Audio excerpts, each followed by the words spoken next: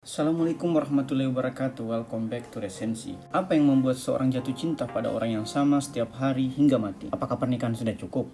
Lalu mengapa perceraian masih jamak terjadi? Mari kita mulai dengan membahas esensi dari pernikahan. Rasulullah SAW bersabda, pernikahan adalah sunnahku, dan barang siapa yang tidak mengikuti sunnahku, maka ia bukan termasuk umatku. Kali lain, beliau SAW juga bersabda, 3/4 dari ibadah adalah pernikahan. Bahkan sang Rasul SAW bersabda pula, sholatnya sepasang suami istri lebih mulia dari 70 kali sholatnya seorang bujangan. Apalagi menurut beliau SAW, salah satu kematian yang paling menghinakan adalah matinya seorang bujangan. Itulah mengapa Al-Quran menyebut pernikahan sebagai mitsaqan galisah atau perjanjian yang kokoh. Pernikahan menurut Haidar Bagir adalah surga dunia sekaligus surga akhirat. Dikatakan sebagai surga dunia karena dalamnya sepasang kekasih akan menuai kebahagiaan, dan dikatakan sebagai surga akhirat karena mulai dari hubungan badan hingga hubungan kasih sayang semuanya ternilai ibadah di sisi Allah Subhanahu wa Ta'ala. Sehingga Murtada Mutahari menyebut bahwa seksualitas dalam Islam berbeda dengan seksualitas dalam pandangan Barat, bahwa dalam Islam seks bukan sekedar untuk memenuhi kebutuhan rekreasi, melainkan pula kebutuhan reproduksi hingga kebutuhan transendensi. Sama halnya untuk mencapai pintu surga lainnya, pintu surga pernikahan juga membutuhkan perjuangan dan kesabaran yang maksimal. Tidak sedikit perselingkuhan, KDRT, perceraian, hingga masalah pernikahan lainnya yang menjadi ujian bagi pasangan suami istri. Dawn J. Liptrot,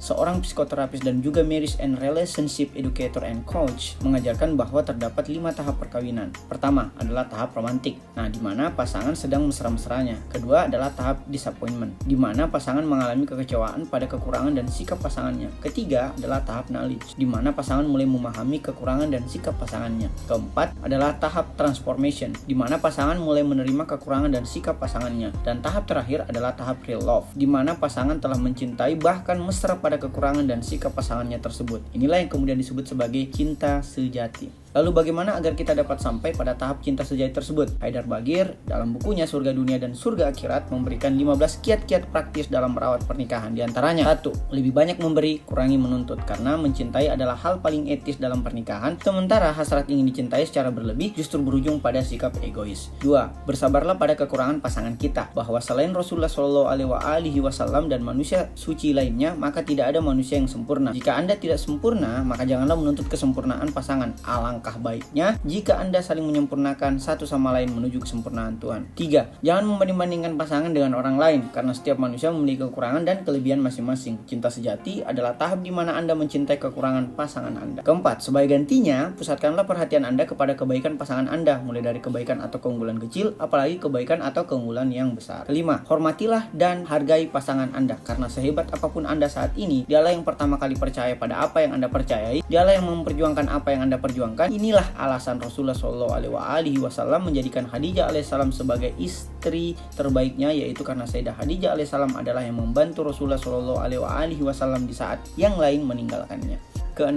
Hindarkan sejauh mungkin bermain mata dengan perempuan lain. Apalagi dalam era sosial media seperti sekarang ini, berawal dari like Facebook atau explore di Instagram, perselingkuhan bisa terjadi dan menggerogoti perjanjian suci Anda. Nauzubillah min dzalik. Menghabiskan waktu bersama, misalnya menonton TV bersama, membaca buku, menulis, liburan, saling memijat satu sama lain adalah beberapa solusi bagi kejenuhan hubungan.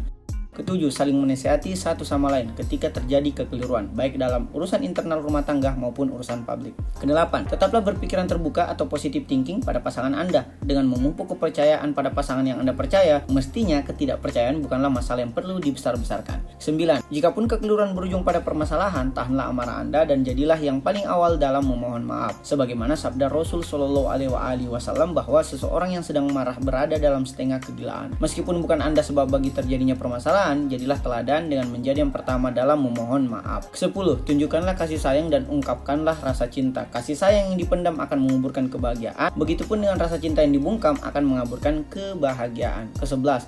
Mengucapkan terima kasih pada seluruh kebaikan, sekecil apapun kebaikan tersebut. Ungkapan terima kasih bukan saja menatakan kebahagiaan kepada pemberi kebaikan, melainkan pula menunjukkan kebaikan etika sang penerima kebaikan. 12. Sedapat mungkin, jagalah kebugaran dan penampilan setiap saat. Hal itu dapat dilakukan dengan olahraga, makan makanan yang sehat, istirahat yang cukup, menjaga kebersihan, dan melakukan perawatan diri mulai dari aroma tubuh, kesegaran kulit, rambut, dan sebagainya. Ke-13, ketika sepasang suami istri harus bekerja, maka sewalah asisten rumah tangga demi lancarnya urusan domestik. Sebaiknya istri bekerja dari rumah, atau paling tidak jauh dari rumah. Ke-14, jika istri merupakan ibu rumah tangga, jangan sepelekan perannya, bahkan menganggapnya sekedar pembantu. Sebagaimana kata Melinda Gates dalam bukunya berjudul The Moment of Life, pekerjaan tak dibayar sang perempuan seperti memasak, mencuci, membersihkan, merupakan pekerjaan yang sering dianggap remeh dan berdampak pada kekisruhan dalam rumah tangga.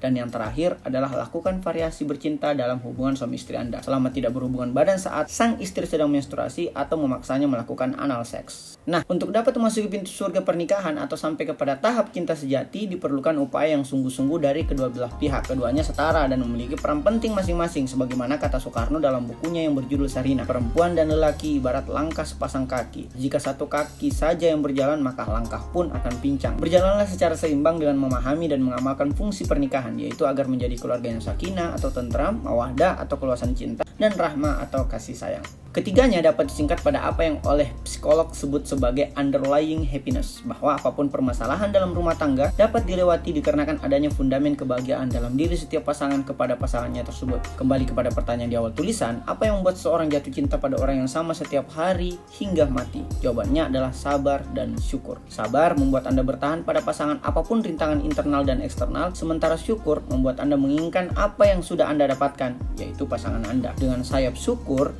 Anda dapat bersyukur pada setiap masalah yang pada gilirannya membuat Anda terbang lebih tinggi. Dengan sayap sabar, Anda akan dapat bersabar ketika Anda bahkan menerima kebaikan, termasuk kebaikan bahwa pasangan Anda terbang lebih tinggi daripada Anda. Dengan kedua sayap tersebut, semoga Anda dapat terbang bersama menuju kesempurnaan Tuhan. Amin. Ada pertanyaan?